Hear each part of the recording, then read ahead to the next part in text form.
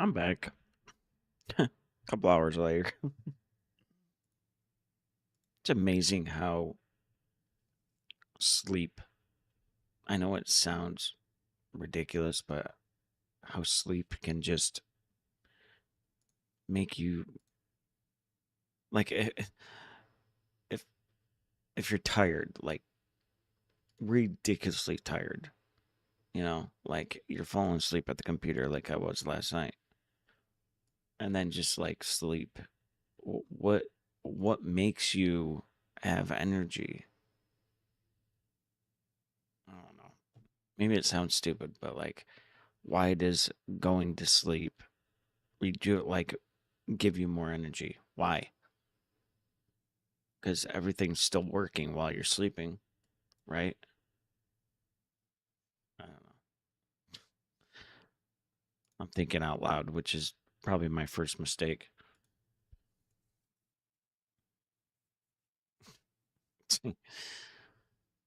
Well, the fact that they don't understand sleep, basically, they know very little about sleep. So I'm not that crazy. Hopefully, too, people like, I know I post about politics and stuff, but I don't know. I I like everybody. I love everybody. Just because I think some people are crazy, it doesn't mean I don't want friends that are on the other side or anything, you know. So hopefully it doesn't bug people. And people hopefully don't take it like I love my country. That's why I get so passionate about some stuff. It's because I do care. Anyway, so Citizencon, Star Citizen just came out with some news that they're making an update, I believe, next week. And it looks incredible. I don't know. This must be like some part of uh, Squadron 42 that they're releasing. They've been losing people, so I'm wondering if this is why. And for this incredible universe we're building together. Whether you're it connected So standards they of talk piracy about and introduced the frontier fight. they're bringing more portals or you know. What is their So that's the role? What first are the part. People's Alliance rebelling against? And they still see the Empire as being inherently unfair. They see their role as still trying to create a free and fair society. But on the other hand, they have more problems than ever. And there's new threats lurking around every corner. And they have to ask, are they prepared to handle that? Or do they need to turn to the UE for help? Wait until you see these screenshots. Oh shoot. Of hold on a second. Of of the new system coming or planets. It's crazy. I can't believe it's a video game. It's insane. Wait until you see it. I legit thought it was like pictures around the world. Making a star system is I just you approach it from kind of two angles in a weird way. What is this system bringing to the gallery? How does this new system plug into it, and what does it bring to the table from a sort of a flavor experience? We want to make sure that whatever it's bringing to the company is unique and has some flair. The Pyro Star is quite a warm star. Stanton Star is quite neutral. yeah. And the Nyx is a little bit cooler. So cooler. Okay. The system has its star, and it has. This is a new system that's supposed to be coming out next week. I think they said there were like one planet is coming out. This dark, I don't know. really, really dense gas, sort of nebulous cloud. I haven't got to It this has part. Points of light scattered around it, and those points of light in this gas cloud is really, really hazy. I basically saw this on the Star Citizen community in Facebook. I saw the pictures and I thought it was someone that was taking like really high resolution photos around Earth and found out it was Star Citizen, the game. Crazy. So because Nyx is bordering Vandal space, it was important that we have a gap in the Nyx gas cloud where you could sort of just, in between the clouds, see a piece of the Vandal space. It feels so close that it's even like protruding some red light. Ooh. That little red thing right that's the beginning stages of a star. It's a young star basically, right? The level designers are using it as an actual visual indicator of where to place more dangerous POIs. So if you point your ship in the direction of it, you should find, as we build it out, that you will be in more and more danger. And I think that's really cool. Yeah, it is. To give more atmosphere, I was testing out adding some sort of space snowflakes, essentially. So when you look towards the sun, you can sort of see That's smart. that sort of like sparkle. But then when you look away from the sun, you'll see the reflections and sort of like little glints of light. I love that. They have good developers. For the jump points in Yeah, Nyx, we'll have 2 on this release. We'll have one from Pyre to Nyx and one from What? Stanton to Nyx. It should be going from Nyx to Castra, but we're essentially bypassing Castra temporarily. Hey, we want to make sure you can get there any way you want. Glacian Wait. Belt is a huge asteroid belt that is in sort Finally. of the middle of the system. Glacian Belt is a combination of a bunch of technologies that we already had. The asteroid field, Cha-ching, planetary cha-ching. rings, and the gas clouds. And it's All I see right there is money. combining them to make something completely new that we've just not seen before.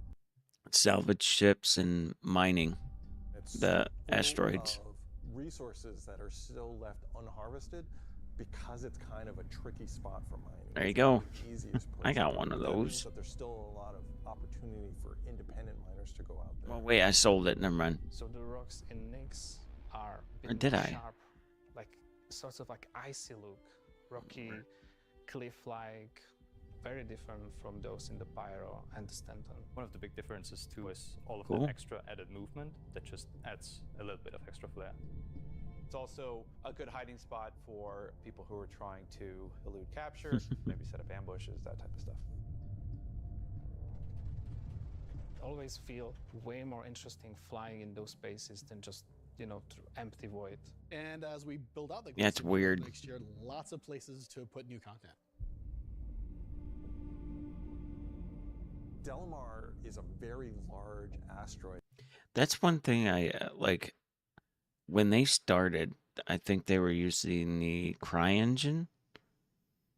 And I don't think people understand how much money it takes to build an engine the size of that they have right now.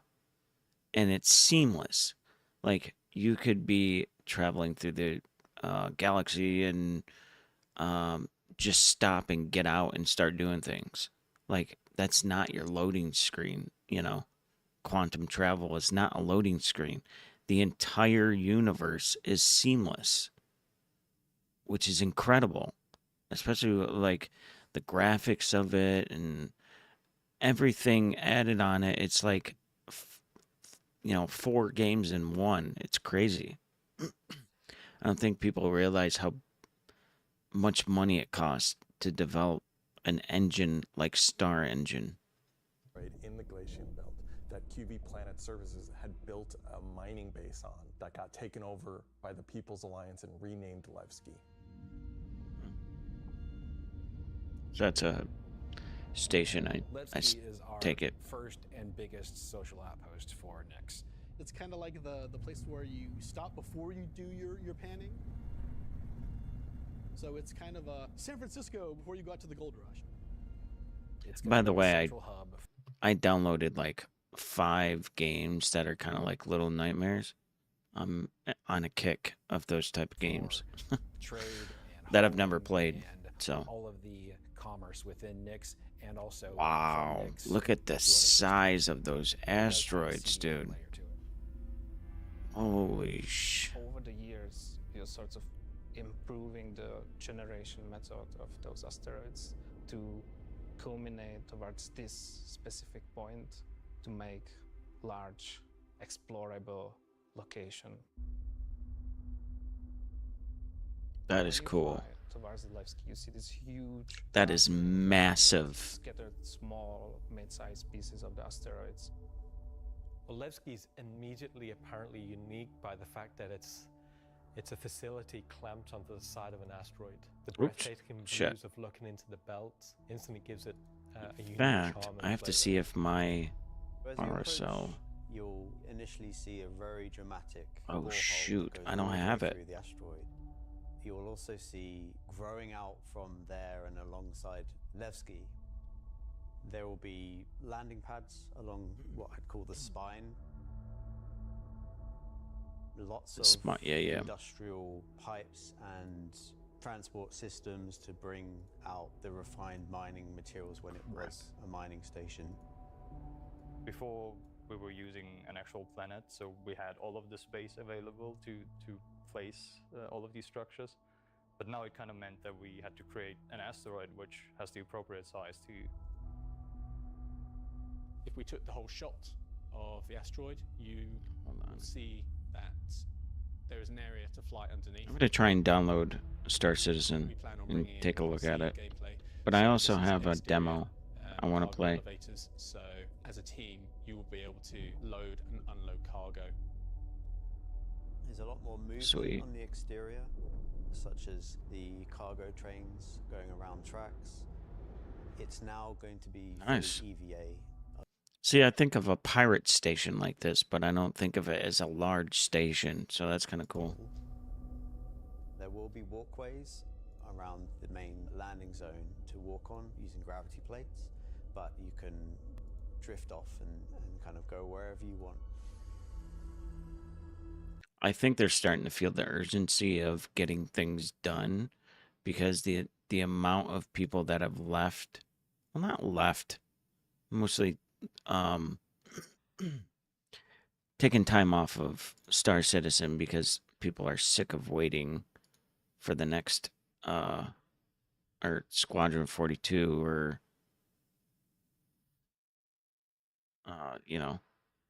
big update. They can explore fully the whole place, which is great.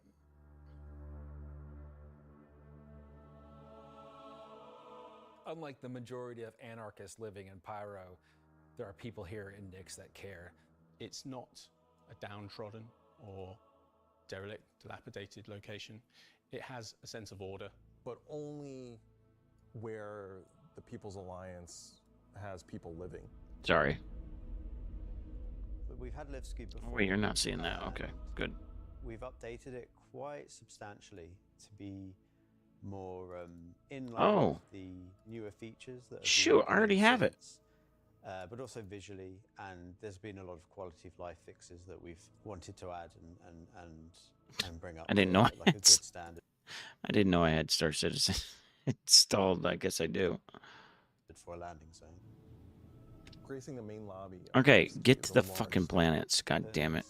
And be a fleet scale stuff or military operations. That's all going to come from Intersect Defense Solutions. Wait until you see these planets, dude. Oh my god. The source of the illegal tech is in the Nyx system and an old abandoned QV Planet Services logistics station that's come back online. So they want the players to figure out what's going on.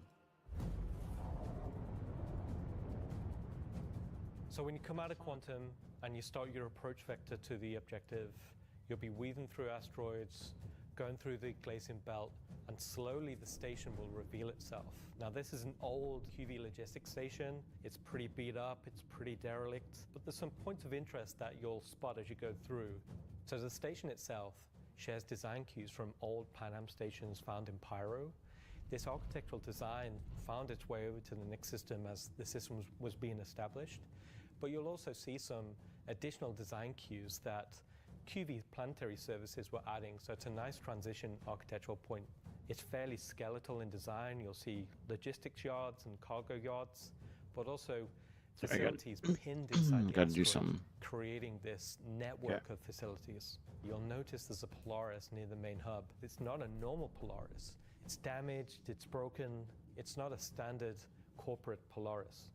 So at this point, you should be asking yourself, take it? who does this belong to? Yes. Struts leading to asteroid bases. Now these asteroid bases are locked, so you don't know exactly what's inside just yet.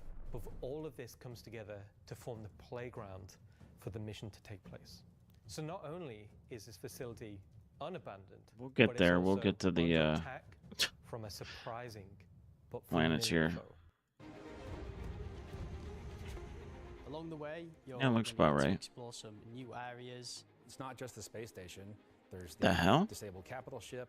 There's asteroid bases nearby with obvious installations there, other forces that the Vandal have been attacking. There's a debris field.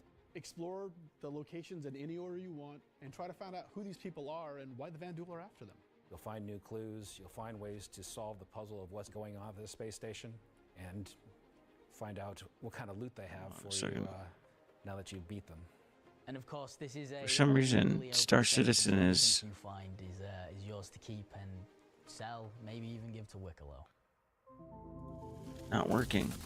It just keeps shutting This down. isn't just a one-time event. This is a permanent sort of mission that we're going to be adding to the game. You can go back and repeat this mission and find.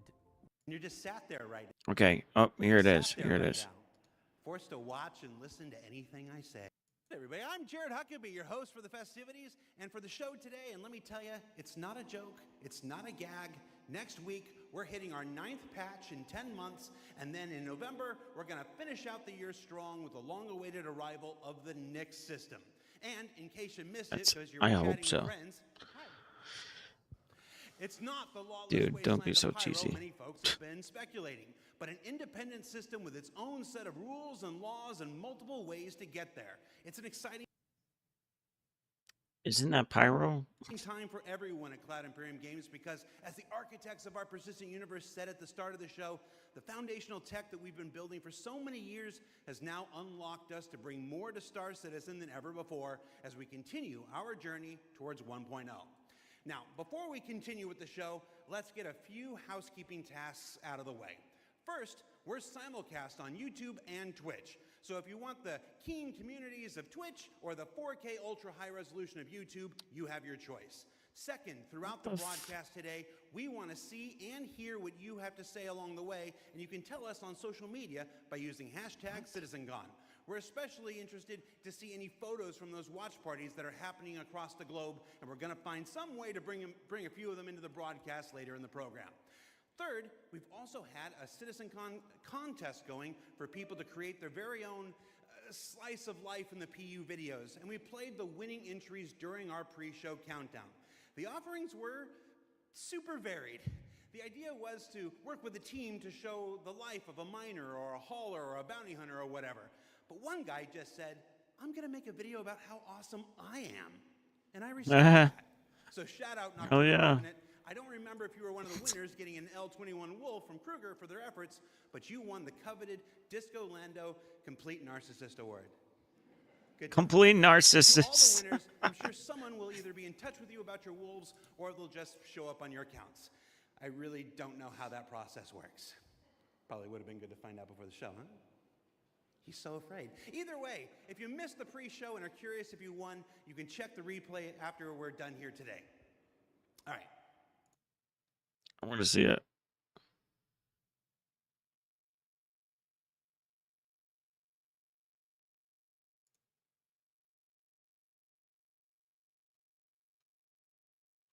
$107.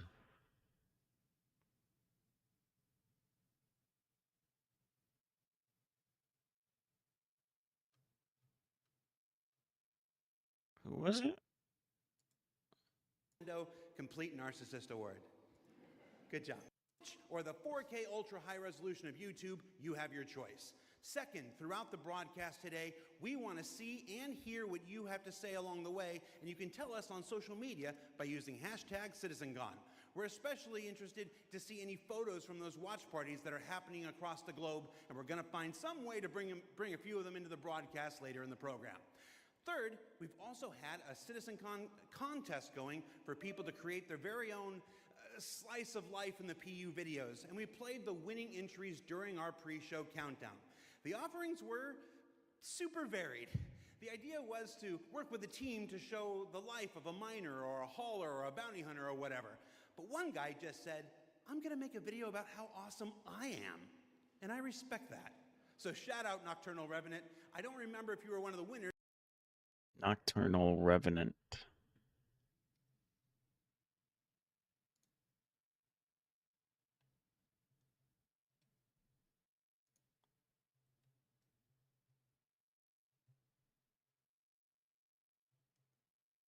Jesus.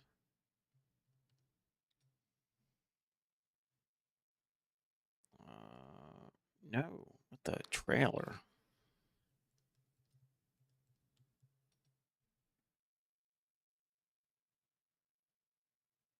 Oh, here it is. Vanduul attack, some gameplay, and cinematic mix.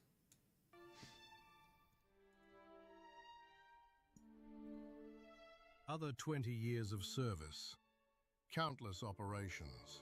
Your walls could be covered in medals of honor. That's not it.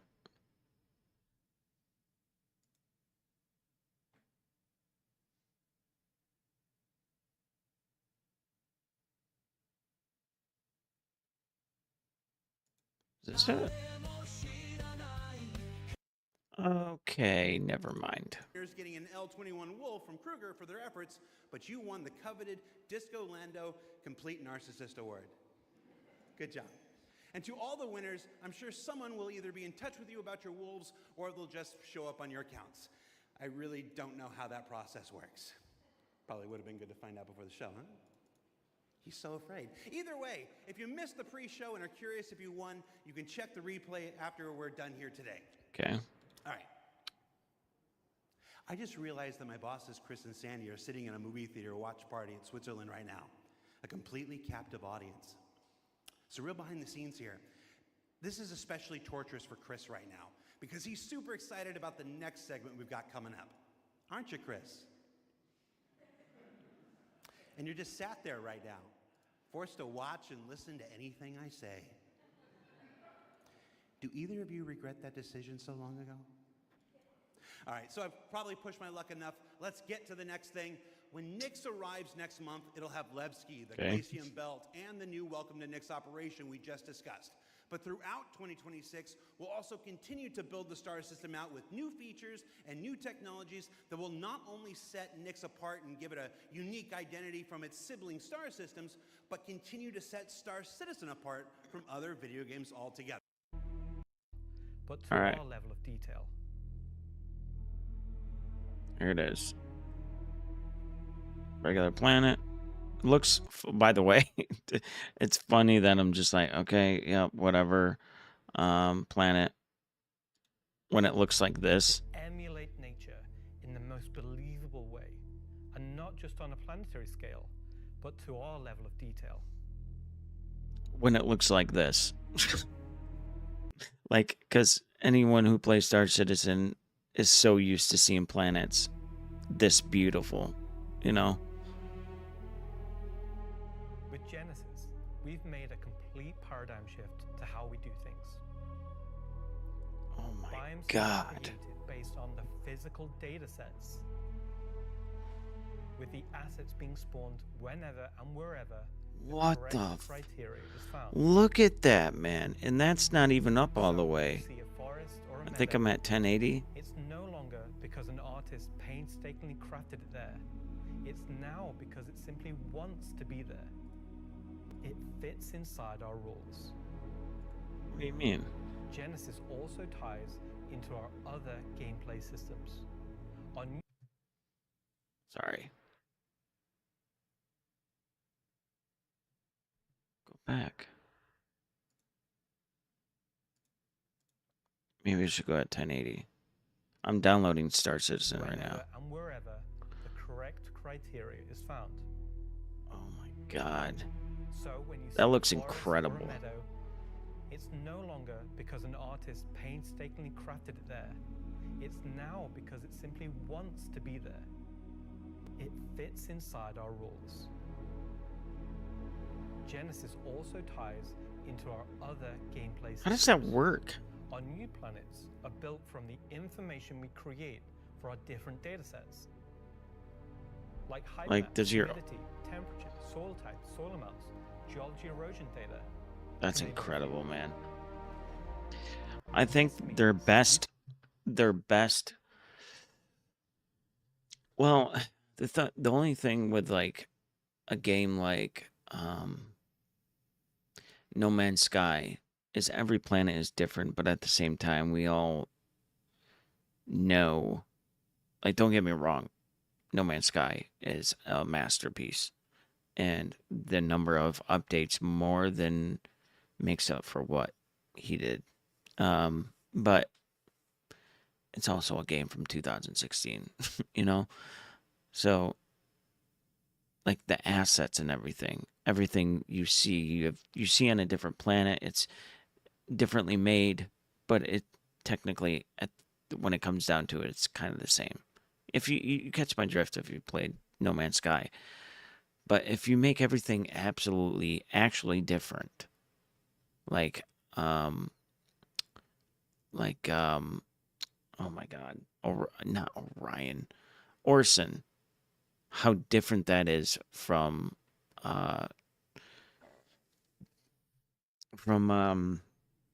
Microtech. Microtech and Orson couldn't be the more opposite than they are. Orson is a gas giant, and Microtech is, well, Microtech. It's kind of like yeah. So, like, I like the complete opposite. It's complete different. It's unique.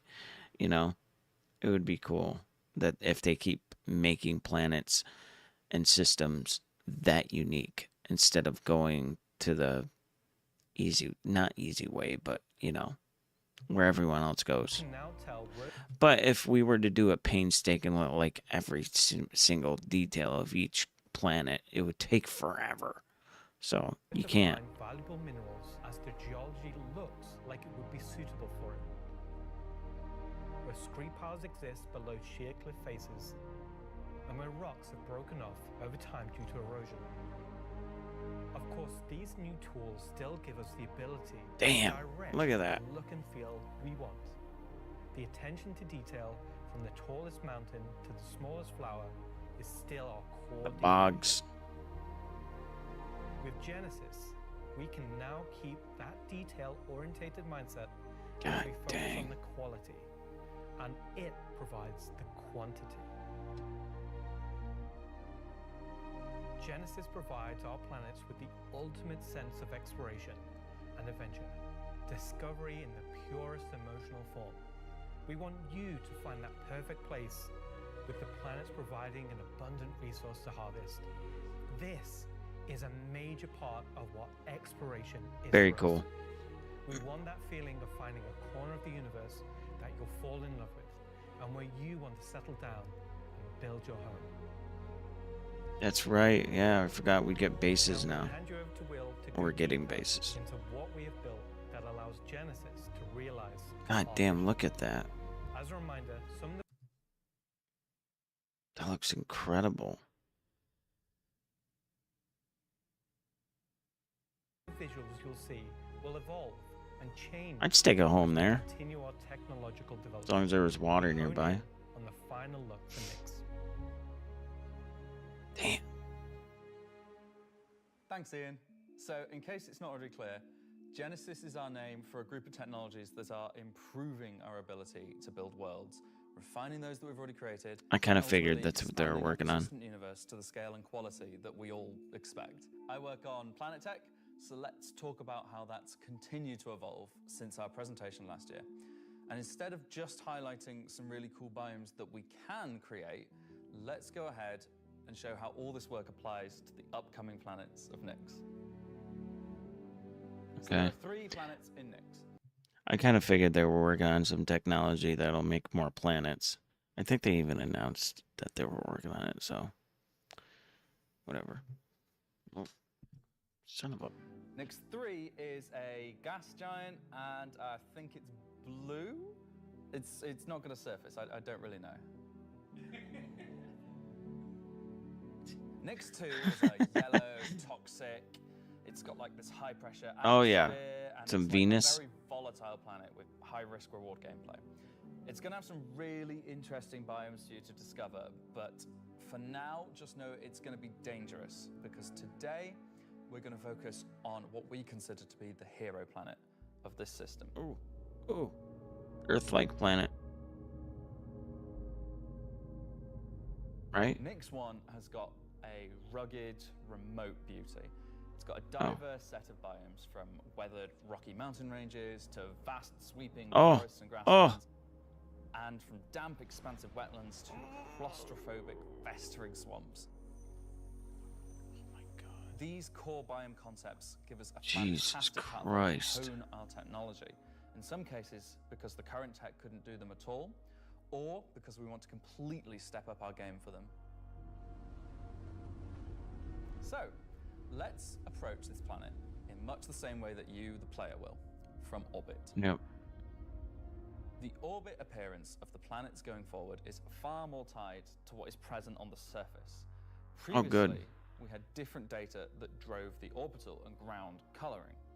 That's because the orbit was designed to look like vegetation that we'd place on the surface, and the ground coloring was trying to be a mix of soil, rock, and the organic compound coloring that forms the kind of colors there.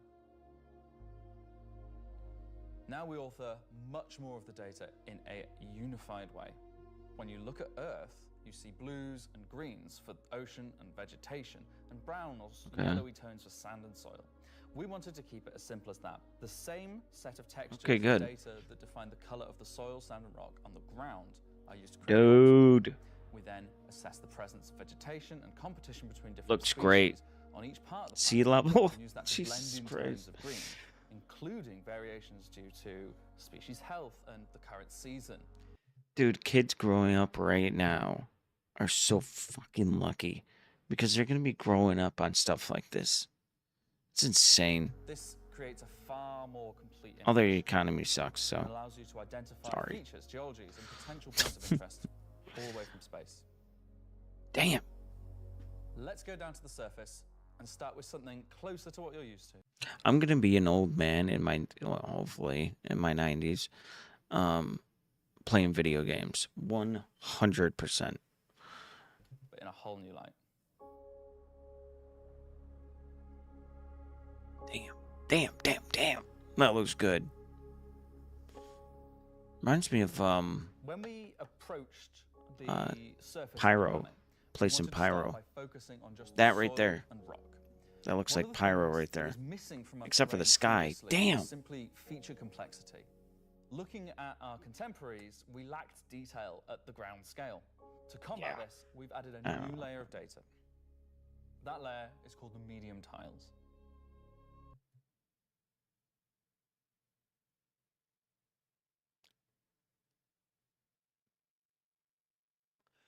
I'll be honest there, Jared. Whatever your name is. I just thought of Jared.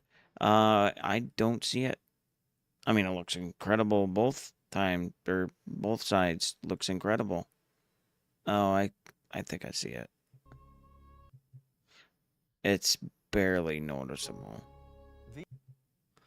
These are intelligently placed on top of the existing 4-kilometer terrain tiles based on slope, it's barely soil noticeable. type, and other erosion data. And these medium tiles don't just create height changes, they also bring in local erosion data. I was just going to say, I saw a lot of shadows being popped in. Both for soil and bedrock size values. And this gives us a whole new level of terrain detail, of That's scale, important too. and allows us to create far more unique locations across the planet.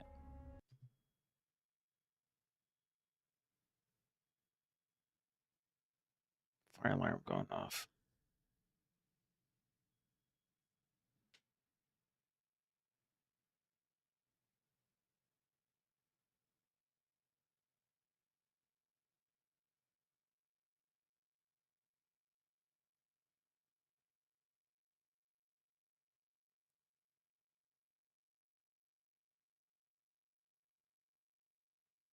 Okay.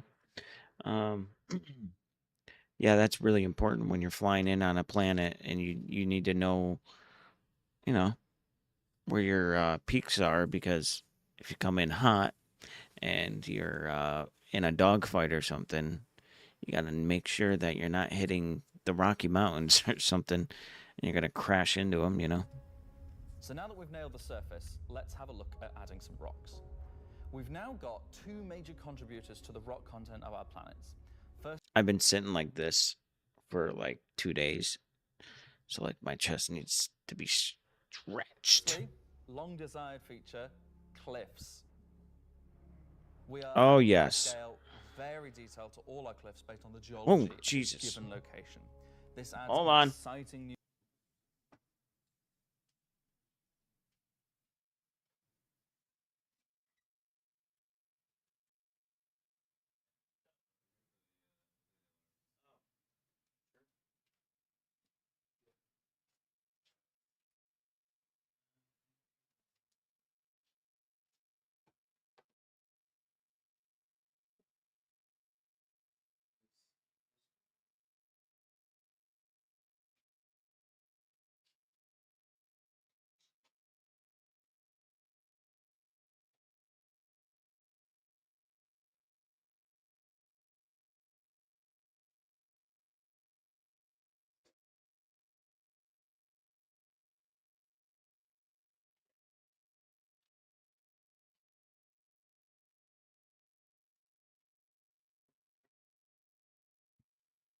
new dimension to steep slopes that we simply couldn't get before.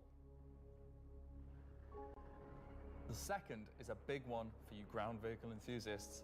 Rocks are now found not scattered Nice. everywhere, like spilt popcorn at the cinema, but only in That's places pretty cool. you'd expect to find them, thanks Now to it's a installed? brand new rock scattering algorithm that isn't annoying as hell. Damn. Using physical data generated for each large and medium tile, now rock distribution makes sense and has a physical basis. So if you're still crashing into them after this comes out, that's on you. The rock assets themselves have had a glow up too. We now create rock sets related to a particular geology that look like they originated from the same source. And this ties into how we'll be distributing minables in much more interesting ways too.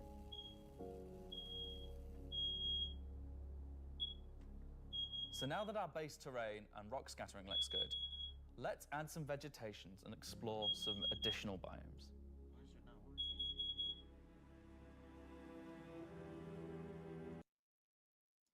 Next one's forests and grasslands are full of trees, various grass species, rock formations, and they're found in all sorts of elevations like mountain valleys, open plains, and dense meadows. And when we start to add a bit of fresh water, they begin transitioning into more wetland-type biomes. And while forests are super cool, let's focus on the grasslands and wetlands today. So, how are we making these look so great? Okay. Obviously, we've had grass before, but never meadows of it. Because until now, we haven't been able to spawn grass in large enough quantities or effectively represented at distance. So we're stepping up our game in terms of spawning, shaping, and shading. Yeah, that's pretty cool. That looks incredible. Holy cow. Look at that. There's my landlord. From the same source. And this ties into how we'll be distributing minables in much just more interesting downloaded. ways too. Okay, anyway, yeah, that looks incredible. So I'm gonna play this demo. Let's see. Broken Veil. Okay. Broken Veil. Oh, wait, I'm downloading. Oh, I can't. Never mind. I shouldn't.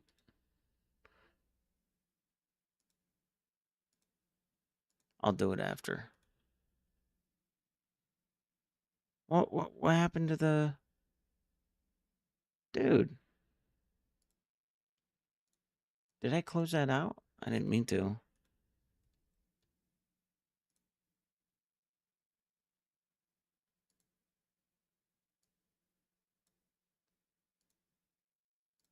Oh. Shoot.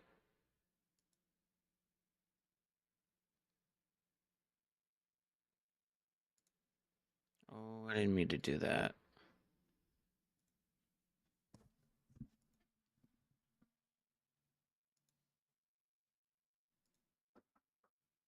Yeah.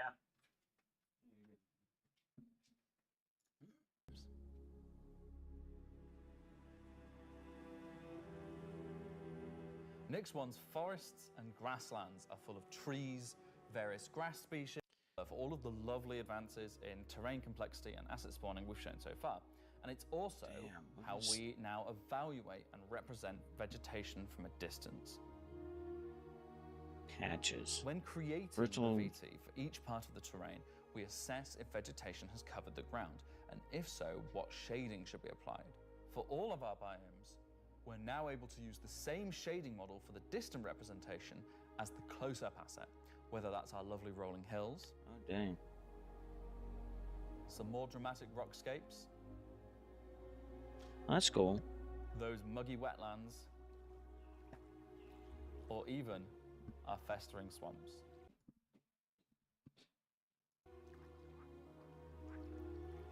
So yeah, we didn't forget about the swamps, and they're coming to Nyx 1 as well.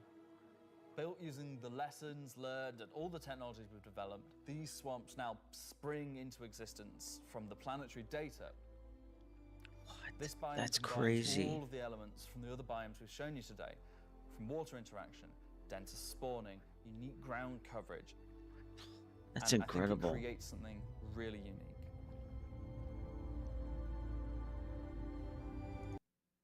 What is that thing?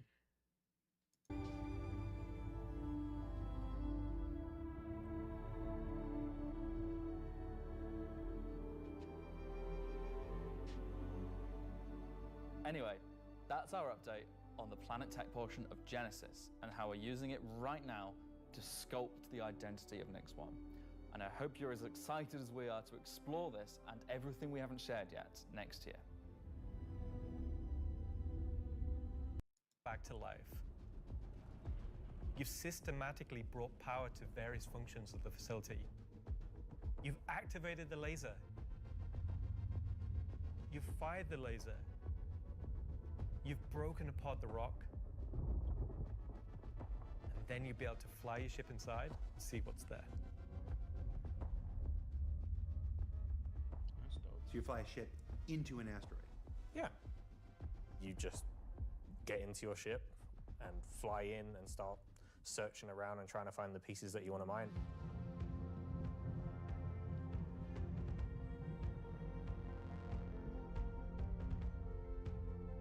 I'm really excited about Rock Echo because it's a sandbox activity.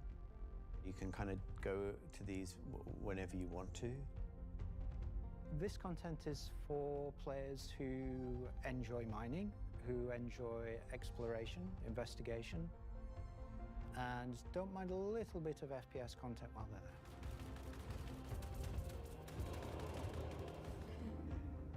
there. It will be a very new experience compared to any other asteroids, because this one, kind of like Alan and mine, will crack open and show its secret. And one presumes you can make a decent amount of scratch in an asteroid that's big enough you fly your spaceship into it. It wouldn't be worth doing if you couldn't make a good amount of coin, yeah. Making promises for the econ team. Yeah, they've got to balance it.